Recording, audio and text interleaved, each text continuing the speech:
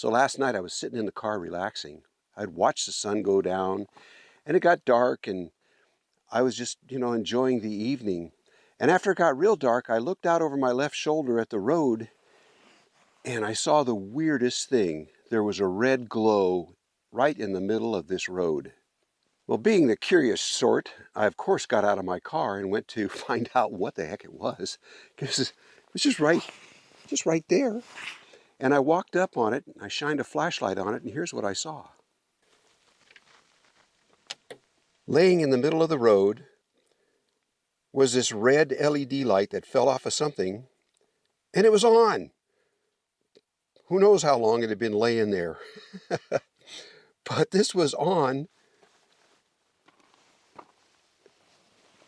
and just laying right there in the middle of the road, the weirdest looking thing.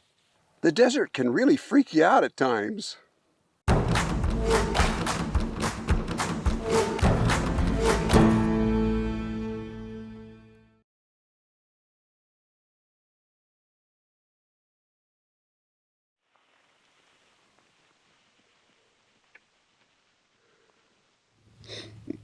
Well, we left Montana 4 days ago, And it was -4. That's 4 degrees below zero, or 36 degrees below freezing. It was a little chilly, but now we're down here in the Arizona desert, not too far from Bullhead City, and soaking up the sun. A little jacket on because It's still not that warm, but not yet. Way better than -4. We're going a little further south. Later today, we're heading down to Quartzsite. Anyways, we're going to explore this area a little bit, so stick around and see what happens. Well, last evening, Linda and I were headed up this road here, and it turned into an ATV road. Really got narrow, really got rough, and I ended up backing out about a half a mile with Linda's help, guiding me all the way, watching out one side. But we found this really nice place to camp. I'll tell you where it's at here. We're about, a few miles west of Oatman, Arizona on Route 66. If you've never traveled Route 66, this is one section you shouldn't miss. Basically, it goes from the south end of Bullhead City, Arizona, to Kingman, Arizona, over Sitgreaves Pass, and through the little town of Oatman, which is quite a little tourist attraction all by itself. Linda and I aren't too much into tourist attractions, but it did look like a lot of fun. But we ended up here, and now what we want to do is get the e-bikes out and ride up this road to see what we're missing, because we really wanted to head up that direction and check it out. This is BLM land, Bureau of Land Management, public lands, and this is a BLM road here. And we're going to go ride it and bring you all along. Well, we've got probably maybe 1,000 miles on this e-bike rack, or this bike rack, and I thought I'd give you an update on how it's doing. I'm going to go ahead and uncover it now, but I'll show you a couple things. On each side, I've got a strap that comes up to this handle on either side of the door, and they're solidly fastened. And that made the whole thing pretty solid, pretty stable. That cover that's on there is just an old gazebo cover. The gazebo fell apart and we took the cover off of it. And yesterday we stopped at a Harbor Freight after watching a different YouTube video, and for 20 bucks we bought this bungee cord cargo net, and that really calmed that cover down. So they say you can't put a cover on the bikes because the wind just beats them to death. So buy a cheap cover and buy that bungee cord cargo net and put it over it. Oh, how did it ride? Let me tell you. Got a bush in the way, but if you look at my trailer, let me hold this camera up. If you look at my trailer, you can see that the axle is located pretty far back. It's about 2/3 of the way back of the body of the trailer. So we have plenty of tongue weight. Plus I've got the propane tanks on the front. Linda and I didn't feel any difference going down the highway, and I purposely, in a controlled situation and at different speeds, building up gently, I would try wiggling the front end of the car back and forth and watching what the trailer does, because if the trailer is going to be unstable, the oscillation is going to get worse. And it just straightened right out. I tried it first at like 20 miles an hour and then 30 miles an hour and 50 miles an hour and just played with it a little bit just to see what it was going to do, and it was perfectly fine. So it didn't mind that weight back there at all. Now what about ground clearance?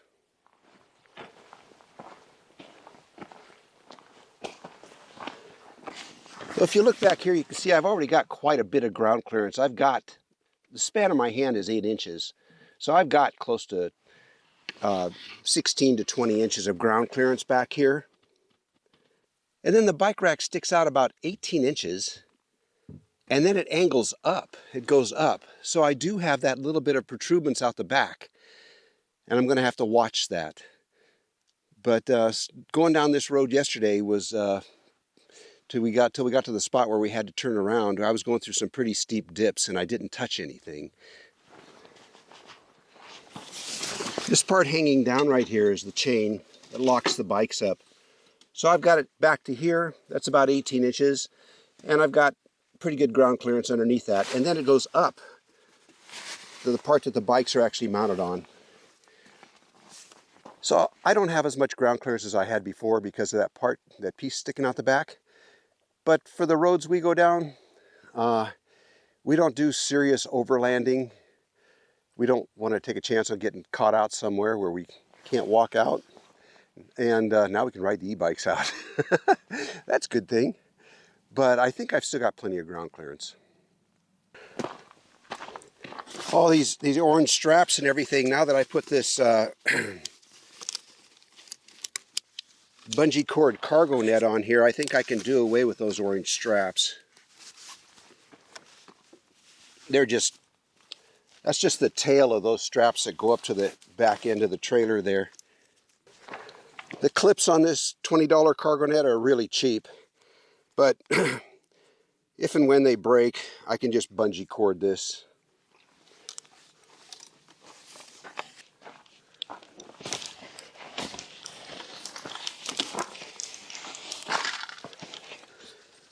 Yeah, with the cargo net, I'm not going to have all these other straps around here trying to secure this from flapping. I can do away with these things.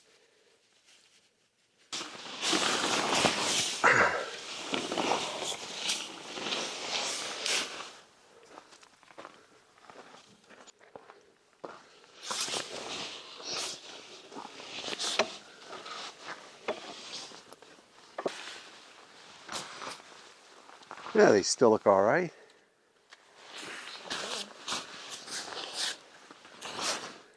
Did you notice this part in here? Uh-huh.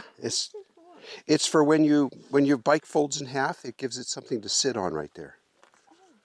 Hey, would you mind untying the blue strap? I'm putting a microphone on, Linda. None of your swearing now. There you go. There is a problem with this bike rack in that it doesn't, on step-through bikes like this, bikes that don't have a bar across the top, this rack doesn't work very well for them, but they do make something that helps with that. I just had this bike tied to this upright post here to secure it, and that worked very well. But I have to order a couple of what they call top bars. You can order them off of eBay for as low as $22 a piece. And they extend out across here and make a fake crossbar on your bike. And I'll show you why. This piece here is adjustable. It rides on, this is part of the bike rack here. And it's supposed to come down and lock on top of a crossbar here. But of course, step-through bikes don't have that. So I'm going to go ahead and order 2 of those pieces that fit in here, and then this will lock on top of that. Then it'll be fine. I guess that's the only problem I have with the rack, and basically it's just I think they could design something a little better to hold the bikes. For a bike lock, I put a massive motorcycle lock on it. I'll show you. It's a 3/8-inch case-hardened chain. It would even be difficult to grind through. I mean, if somebody with a disc grinder would have to spend a little time doing it. And with us being inside the trailer at night, that would give me time to load the shotgun. But yeah, 3/8-inch case-hardened chain, and this is very difficult to get anything in alongside to do any real damage to it. So yeah, these things aren't cheap, but you can see that it's really hard to get something in alongside here to do any cutting on this case-hardened piece that goes through the lock too. Very well made, and that chain goes through the hitch of the trailer itself, where your tow chains would normally hook up. That goes through that, so it's securely bolted to the trailer too. We bought Linda a Rad Mini. It weighs 65 pounds. She wants to see if she can get it off of there. Usually the back end first, Linda, but... Oh, I see, and then set it down? If you can.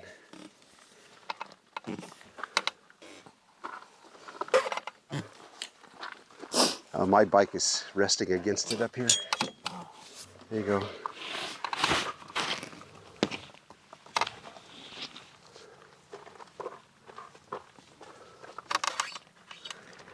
Hey, very good. And the Rad Mini has a lower seat height. Of course, it's adjustable, so even people 6'4" can ride a Rad Mini all right. But that's what she's going to be riding today. This bike that I've got on the rack is a new one. That's made by Fido. It's a Fido T1 Cargo, and I'll be doing a review on this bike. So look for another video on the Fido T1 Cargo.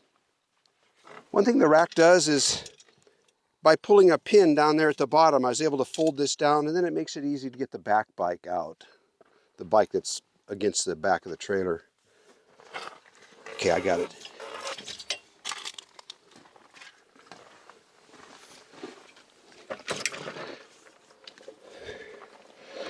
All right, let's put the batteries in them and go ride.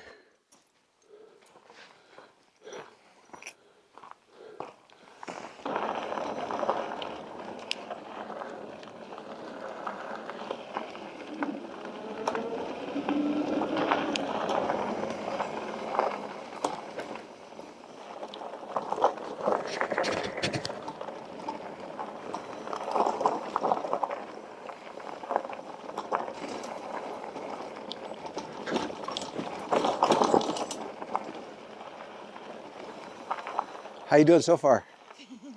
No, seriously. Oh, that was an uncontrolled ride down the hill. Thought I was gonna die. No, really? Yes. Oh, you gotta get used to your brakes too.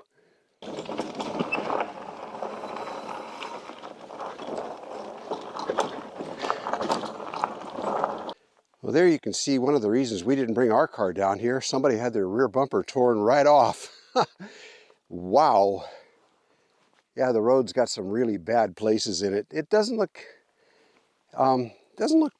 too awful bad now. If it was just like this, I would have brought the trailer down it, but I just came to a real rough stretch back there that would have been hard for a four-wheeler.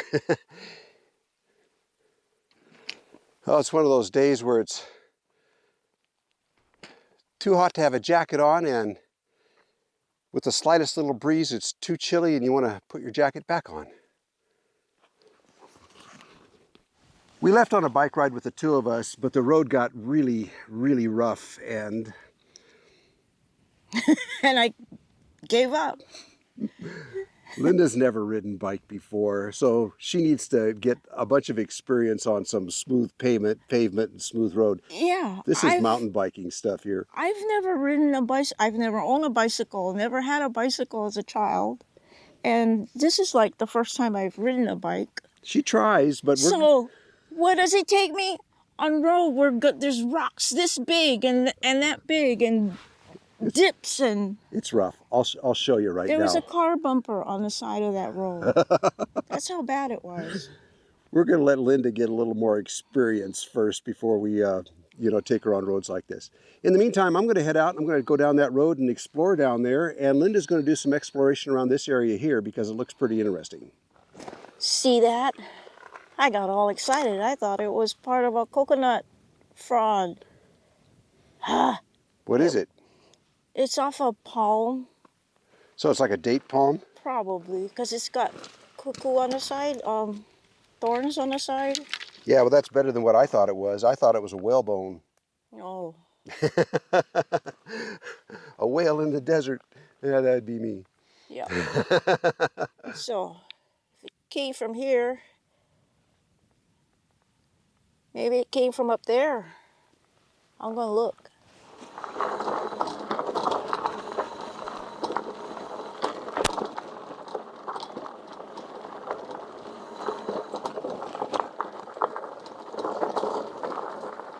As you can see, this got really rough for Linda.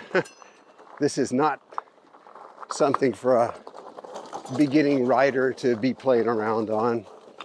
I mean, if you're used to riding bikes, this isn't bad. I mean, but if you've never ridden, this would seem impossible. I don't know what's beyond here. I went as far as the bumper that got ripped off the car and then noticed that Linda wasn't behind me. Uh-oh, I better go back.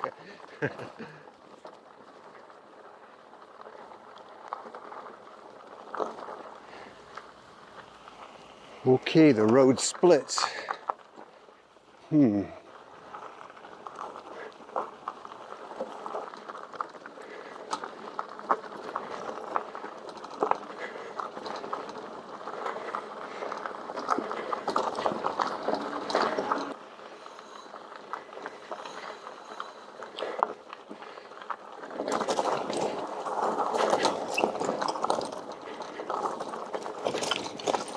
Well, there's a sign up here.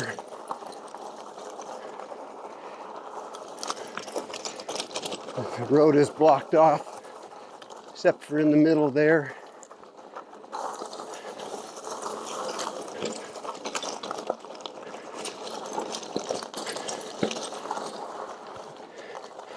Offered by Kenneth L. Songareth, Realtor. You can buy your own little piece of the Arizona desert here. It's got a nice gate across the front. Huh. It said, I think the wrought iron here, I'm reading it backwards, but I think it says Golden Estates.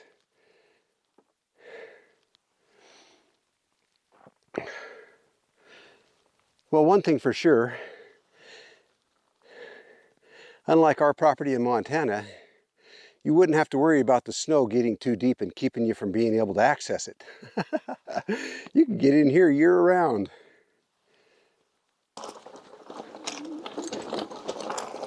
Yeah, I'm glad Linda stayed back because this is rough like heck.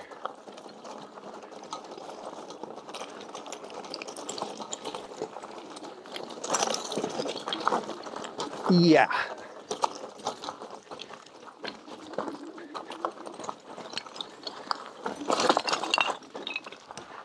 Okay. Huh. Much more of that and I'll be going back myself.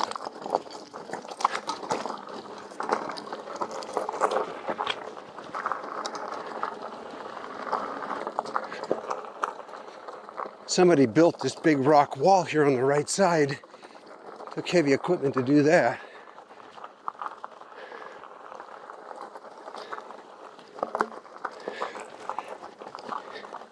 Well, you know what though? I don't know, I wasn't thinking, this is private land. We need to turn around, head back out. Should have thought about that when I saw the sign. So we'll do that. We'll head back out. Looks like they're getting ready to build something here at one point. There's a stack of pipes there. We'll go back to where the road forked and we'll take the right fork. Now, sometimes you can have BLM road that goes through private land, and the fact that that gate was open back there tells me that that might be the case here. You're not allowed to block. If you own a piece of property like this, but the road is BLM road, public road, you're not allowed to block it. But because I don't know, I'm just going to go back out.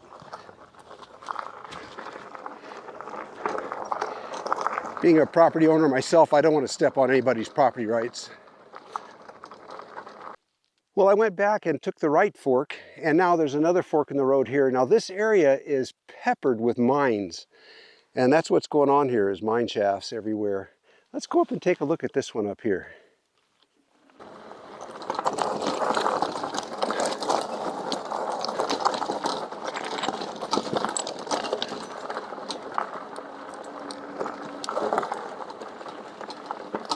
Yeah. Boy, you want to stop before you get to this. Woo-hoo.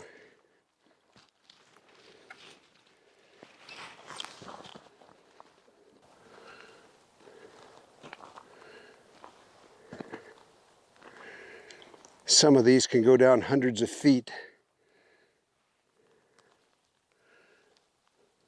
There's a double hole on this one. Let's throw a rock down it.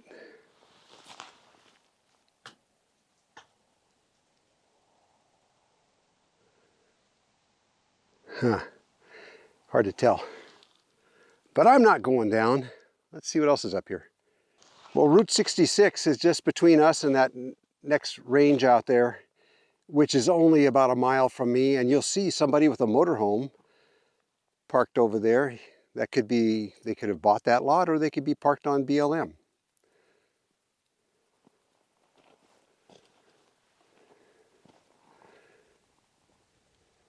It's a nice place to be. Down below us, in the valley down below, and before that next mountain range out there, which looks to be maybe 15 miles away, is Bullhead City. You can see all the gray earth that they removed out of that mine. I don't know what they're mining here. Maybe, I'm sure some of you will know. Be sure and leave a comment down below.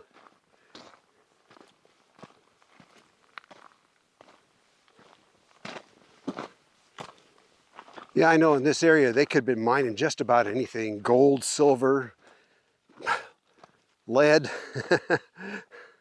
uranium, all kinds of things. I just don't know here around Bullhead City, between Bullhead City and Oatman, what they were mining in this area. But there's mines everywhere here.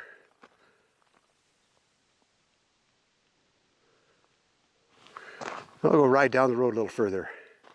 But isn't this a beautiful place?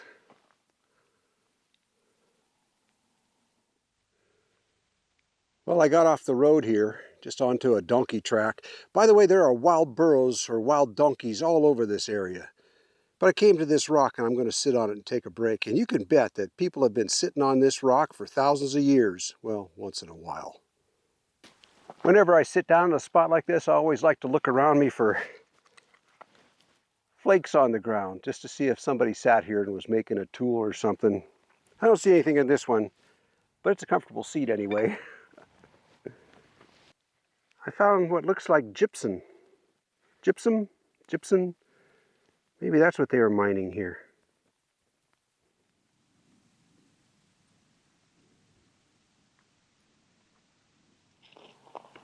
This little spot right here is a little bird bath where there's dust and a bird can take a dust bath.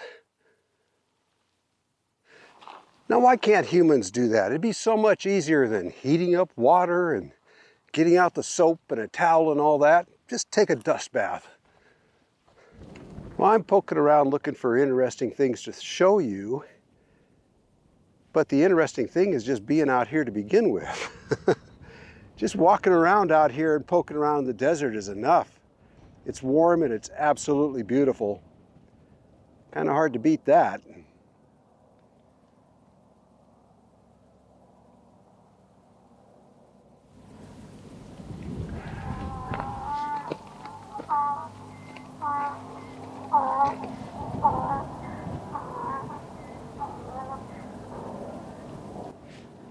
Could you hear the burro or the donkey? He's over there somewhere on the hillside. You can hear the traffic from Route 66. A lot of people on four-wheelers just driving up there to Oatman for the day just to poke around up there. It's a popular place. Very crowded. Well, I've been riding all through this area, and there's a lot of places to camp. The dirt roads just kind of go in every direction, but we're talking high clearance here from what I see. High clearance vehicles, I mean. Now, once again, this isn't far from Bullhead City. You go down to Golden Shores and you head north on Route 66. And when you start seeing these, start entering these mountains, start looking for BLM roads that head off to the right or to the left. Most of them are going to be to the right, which would be kind of the south side, I guess, because the road winds around. A lot of places to camp out here if you want to boondock, and if you've got a vehicle that'll get you out here. Well, this evening we ended up above Craggy Wash, but one thing I wanted to add to this video was this piece of equipment that's making my life so much easier. Let me show you. It's this Hoppy rear view trailer level that I've got on the front of my trailer. It's pretty good size. You can see my hand here. It's probably 8 inches across with the metal ball here. I can see it in my rear view mirror when I'm backing up. See, that's on the very nose of the trailer. Hi, Linda. That's on the very front of the trailer, so I can tell when it's level side to side without Linda yelling at me from outside. Anyways, if I can find a link to that, I'll put it down below the video because it's really working good. I just got the trailer level in my driveway, perfectly level, and then just put that on perfectly level, and it worked out great. I can see up in my rear view mirror here. I don't know if you can see that in this wide angle lens, but I see it much bigger than you're seeing it. Well, this is our first real stop of our trip. We spent the first night in Provo, Utah, in the parking lot of Walmart. No, Sam's Club. Sam's Club. And then the next night we were in Overton, Nevada. Up on that bluff on the south side of the city on BLM land where everybody camps. Pretty nice. We like it there. We stay there a lot. Hey, you guys, thanks for coming along, and stick around with us because we're going to be on the road now for a month or more and just seeing what kind of trouble Linda here can get into.